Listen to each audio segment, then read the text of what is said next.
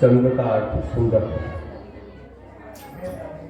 तो आत्मा जहां स्वयं सुंदर हो, अपनी आत्मा स्वयं सुंदर बन जाती हो, उसको आप चंद्र कहते हैं।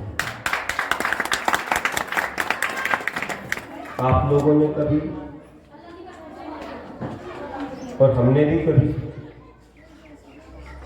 आज तक इतनी गहराई से नहीं सोचा कि इसका नाम ऐसा क्यों रखा। कि जहां आत्मा स्वयं सुंदर बन जाती है, ऐसे तीर्थंकर अतिशयकारी जहां पर विराजमान हो और जहां की प्रतिमाएं अगर यहाँ वहां ले जाए या इस क्षेत्र को कुछ करने का विचार किया जाए तो गांव के लोगों का मन ना करे, इनके बिना कोई जीना ना चाहे, इनके बिना कोई रहना ना चाहे और इनसे ही सारे लोग सुखी हो जाएं, शांति का अनुभव करें। तो आत्मा जहाँ पर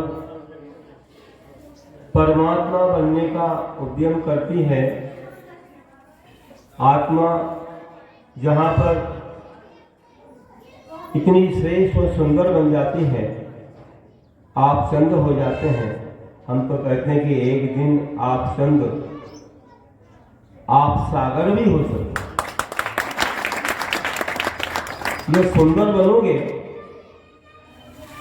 और अपनी वास्तविक अवस्था को पाओगे, सिद्ध परमात्मा बन जाओगे कि तुम अनंत गुणों को पाकर के गुणों के सागर बन जाओगे।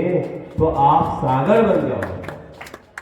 विचार करिए, ऐसे हैं भगवान। जंगल में मंगल हो रहा है, यहीं से आप मत सोचो कि यहाँ पर जैन कोई फैमिली परिवार नहीं है।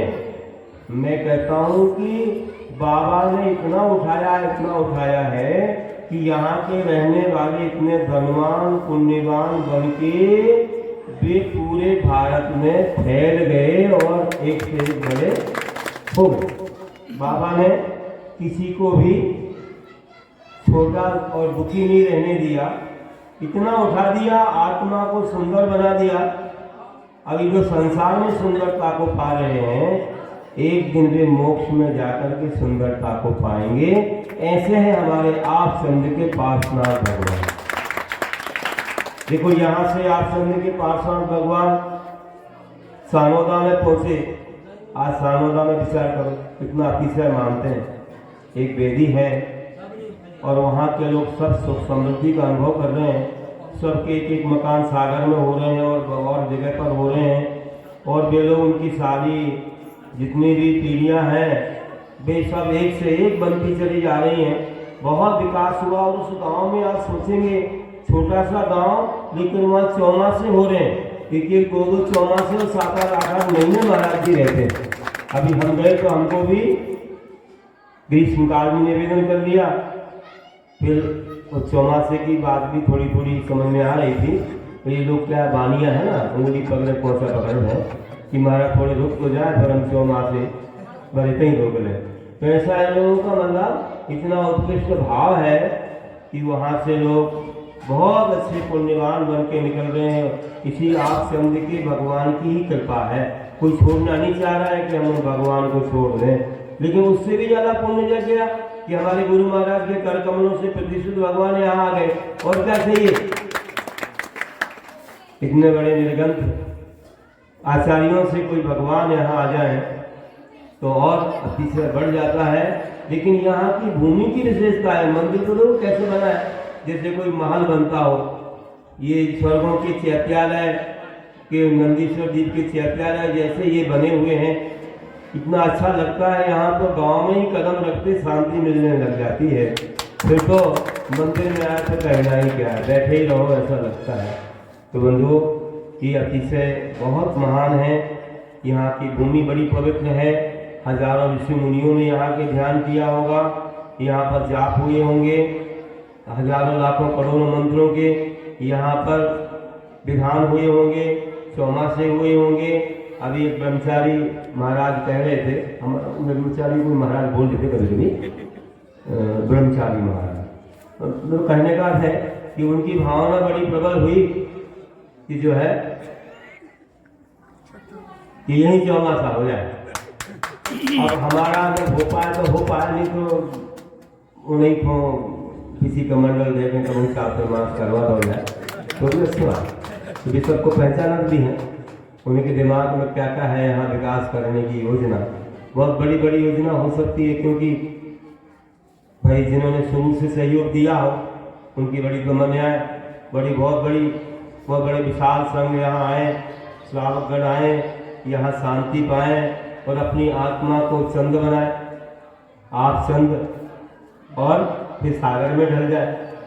तो अपन को भी सागर में ढलना पड़ेगा, अपनी आत्मा को सुंदर बनाते हुए अपन को सागर बनना पड़ेगा और सागर में ही ढलना पड़ेगा। सागर वाले तो वैसे बहुत आते ही यहाँ, और हम लोग भी गुणों के सागर बनेंगे।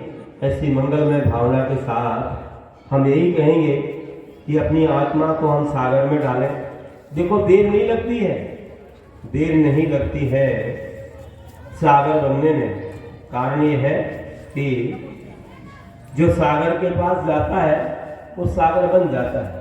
आज रंग पंचमी है भैया, क्या किसी के पास गए तो फिर वैसे हो जाते हैं, क्या हो जाता है, उसके रंग में रंग जाते। तरबूज को देखकर तरबूज का रंग बदल जाता है।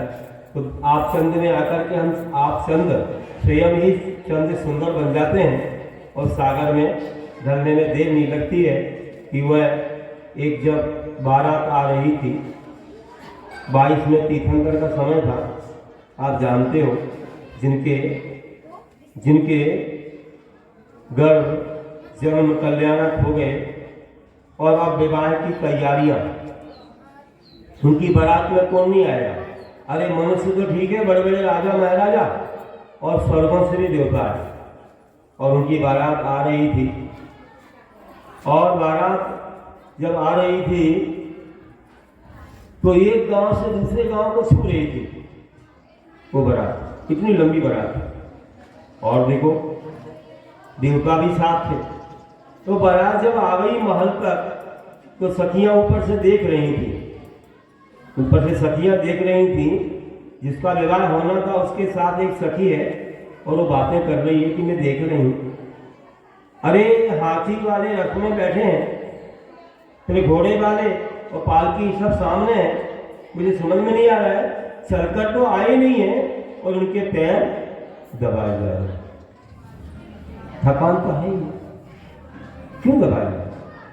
वो कहती है सभी से, हाथी चढ़ घोड़ा चढ़े बैठ पालकी मां, कब के थाके हैं सखी आवे गवावत पान।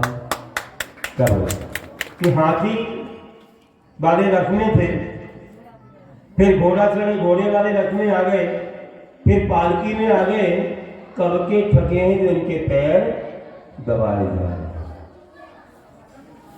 ये प्रश्न है। तो वह ज्ञानी सखी बोलती है, सुनो इसमें बड़े रहस्य की बात है, बड़े रहस्य की बात है। आज की ये थकान नहीं है, आज तो वे राजपुर में जन्मे फूलों के समान उठा के चल रहे हैं। देवों ने रत्नों की वर्षा की है, उनकी सेवा में रहते हैं, उन्हें कहाँ थकान है। लेकिन ये पहले जन्म की थकान है और इस समय का पुण्य है। क्या उत्तर दिया कि भूसु तो भूको मरो कीनो उग्र विहार, कब के ठाके हैं सखी अवे गवावत पान। एक वह समय था जब इनने भूमि पर शयन किया।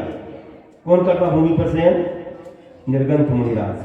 पहले जन्म में उन्होंने भूमि पर शयन किया। कभी जो 16 कारण भावना भाई थी, 16 कारण व्रत किए होंगे, तब तो तीर्थंकर बन रहे हैं, 2 कल्याणक हो गए हैं, अभी 3 कल्याणक बाकी। तो विवाह करवाने आए, बात सही है, 5 बाल अति तीर्थंकर हुए हैं, उनमें एक ये भी है। लेकिन अभी तो विवाह की पूरी तैयारी है, अब आगे क्या होता है देखो, बाकी का तो विवाह हुआ ही। तो विचार करो कि ऐसे ये महान आत्मा है, और देखिए पहले जन्म में भूमि पर शयन किया और भूख प्यास को सहन किया। भूख प्यास को सहन किया, अंतराय उपवासों को सहन किया और लंबा लंबा उग्र विहार किया। आज हम लोग चल रहे थे, कच्चे रास्ते से लाए, कहीं डंठल, कहीं कांटे, कहीं कंकड़। हमें अनुभव हो रहा था कि ये परिचय आज जो हम समता से सहते हैं, यही आगे सुख के कारण बन जाते हैं। इस संसार का सुख शाश्वत नहीं है, इसको भी छोड़ना पड़ता है। आज उनको संसार का सुख मिला है पूर्वजन्मों के परिचय सहने से, उसको भी नहीं छोड़ेंगे, छोड़ रहे हैं। देखो उनको ऐसे लोग फूलों के समान लेके चल रहे हैं, हाथी के रथ में, फिर घोड़े के रथ में आ गए, फिर पालकी में आ गए, फिर भी पैर दबाए जा रहे हैं।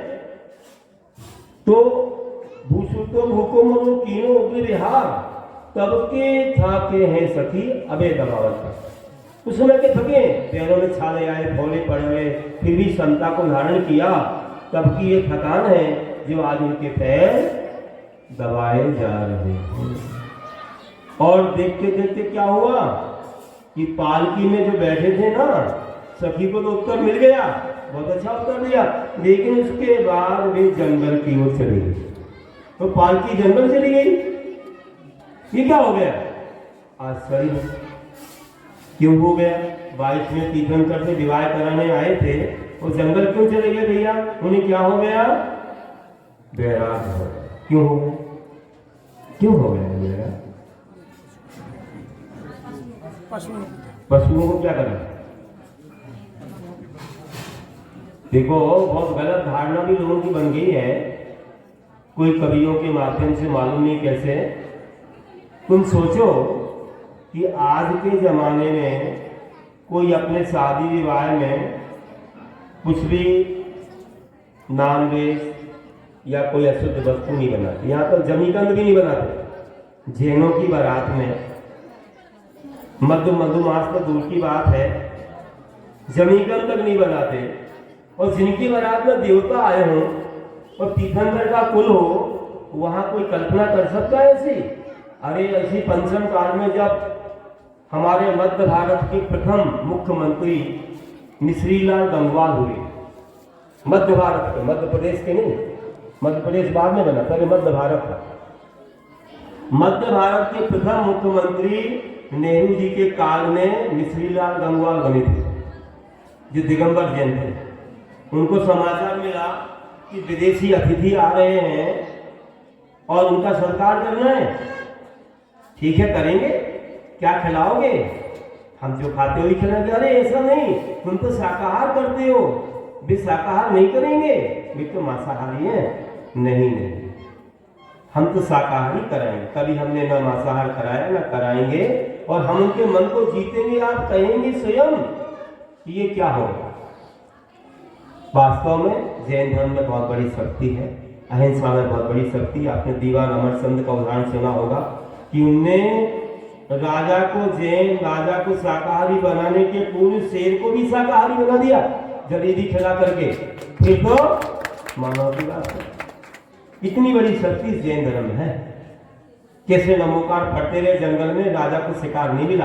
ये नमोकार की महिमा। हिरण ओझल हो रहे थे, कहा रोक दो, बोला अभय दान दे दो तो रोक देता हूं। एक आवाज में रोक दिया। ये जैन धर्म की अहिंसा की शक्ति है। दीवान अमरचंद का नाम अमर है। आज भी जयपुर में आप देखिए, छोटे दीवान बड़े दीवान की नसिया बनी है, मंदिर बनवाए उन लोगों ने, ऐसे महान। तो विचार करो कि मिश्रीलाल गंगवार ने कहा मैं उनको खुश करके रहूंगा। ठीक है, देख लो, आए, स्वागत सम्मान हुआ, उनको पकवान बनाए, तरह तरह के पकवान।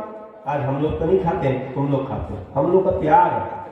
क्या घेवर बनाए, कि पुआ बनाए, कि क्या क्या बनाए, कि खाजा बनाए, कि खुरमा बनाए, कि बतिया बनाई, कि रसगुल्ला बनाए, मिठाई बनाई, कि क्या श्रृंगार पाक बनाया, ऐसे ऐसी चीज़ें बनाई। रसगुल्ला मिठाई, तरह तरह की मिठाई बनाई, और काजू किशमिश की सब्जी बनाई, और तरह तरह से फल फूल रखे।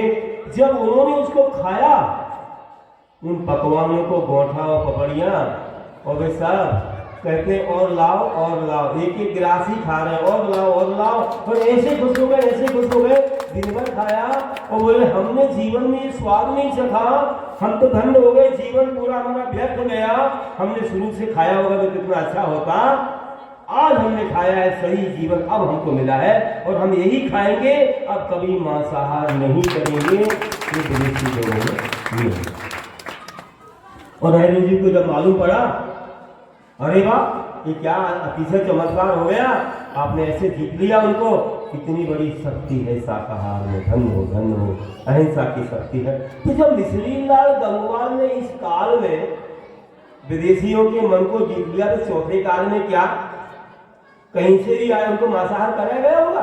कभी नहीं करा सकते हैं। केवल इतनी सी बात थी, उन पशुओं की जो पुकार उनने सुनी और उन्हें वैराग हो गया कि अरे इतना दुख हो रहा है, संसारी प्राणी को किसी के सुख के पीछे दुखी हो रहे हैं। क्यों दुखी हो रहे हैं? क्योंकि हमारी बारात के पीछे इनकी भूख प्यास को लोग भूल गए, इन्हें बांध दिया है, धूप में बंधे हुए हैं, इनको कोई पानी नहीं दे रहा है, कोई भोजन नहीं दे रहा है और ये चिल्ला रहे हैं। एक निमित्त बनना, अब लोग इस काम में लग गए तो उनको नहीं भूल गए। तो उतनी सी बस उनकी जो पुकार देखी और इन्हें वैराग हो गया कि हमने भी अनादिकाल से दुख सहे, अब नहीं सहना, हमें दीक्षा लेके कर्मों को काट के मोक्ष जाना है, और निकल गए। ना कि कोई मांसाहार के लिए रखा गया था। ये कल्पना तो व्यर्थ है, अपने जैन धर्म पर दाग लगाना है। अगर ऐसा कहोगे तो आज के लोग भी करने लग जाएंगे, बोले अरे जब हमारे तीर्थंकरों को किया हुआ था हम क्यों ना करें। तो कभी ऐसी बात सामने मत लाना, इस बात को भूल जाना। केवल इतना ही था कि पशु पक्षियों को समय से पानी और भोजन नहीं दिया गया था, तो पीड़ित थे, उनकी आवाज सुन के वैराग हो। अरे वैराग को कहते हैं कि क्या बोलते हैं कि बिन कारण दीक्षा लेता और पूर्व जन्म का त्यागी।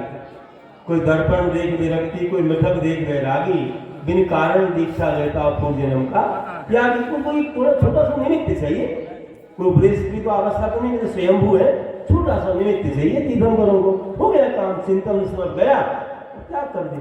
अरे मेघों का आकार मिटता, उसको देख के भी त्याग कर देते हैं, फिर तो ये जीवों की पुकार। और चले गए जंगल में, जाकर के उन्होंने वस्त्राभूषण उतारे, जूनागढ़ से ऊपर चढ़ गए, सहस्राम वन, 1000 जहां आम के वृक्ष लगे थे, शेषावन बोलते आप लोग, वो सहस्राम वन था, वहां जाके उन्होंने दीक्षा धारण कर ली और देवों ने का कल्याणक मनाया और वे मुनि बन के निर्गंत बन के बैठ गए। और वहां वह सखी और वह राजमहल में रहने वाली उन्हीं के रास्ते चल देती है। अरे कहाँ जा रही हो बेटी, कहाँ जा रही हो? हम उन्हीं के रास्ते पर जा रहे। क्यों? हमने तो सोच लिया था कि उनका जो मार्ग होगा वही मेरा मार्ग होगा और कोई मार्ग नहीं होगा। इस जीवन में शादी का त्याग है। क्यों? अभी तो विवाह हुआ नहीं है और अच्छे राजकुमार के पास कर देंगे, उनके साथ कर देंगे। नहीं नहीं नहीं, इस जीवन में त्याग है। मैंने तो मन में जैसे एक बार सोच लिया कि मेरे होंगे तो वही और दूसरे नहीं होंगे। अब इस संकल्प को मैं नहीं भुला सकती हूँ और मैं उन्हीं के रास्ते जा रही हूँ।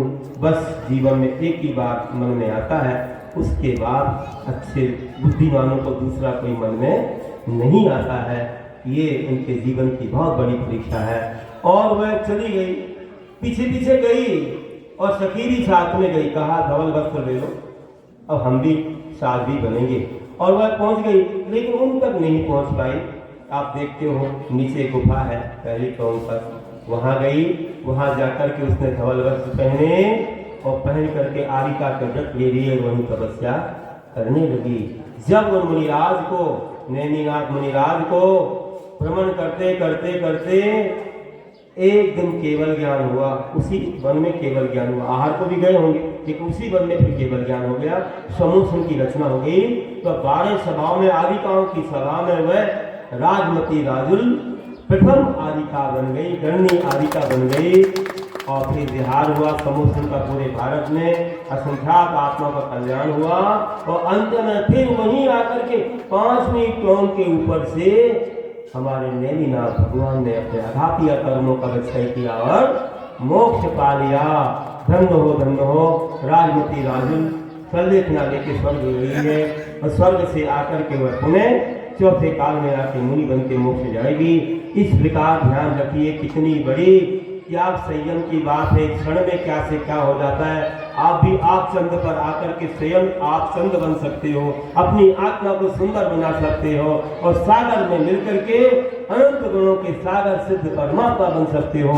आचरण शैतान को इंसान बना देता है, आचरण शैतान को इंसान बना देता है, माली वीरान को गुलिस्तान बना देता है। और सच कहाँ तक कहूँ कि मोक्ष मार्ग की सीढ़ी पर चढ़ने से त्याग इंसान को भगवान बना देता है, त्याग इंसान को भगवान बना देता है। बोलिए महावीर भगवान की जय।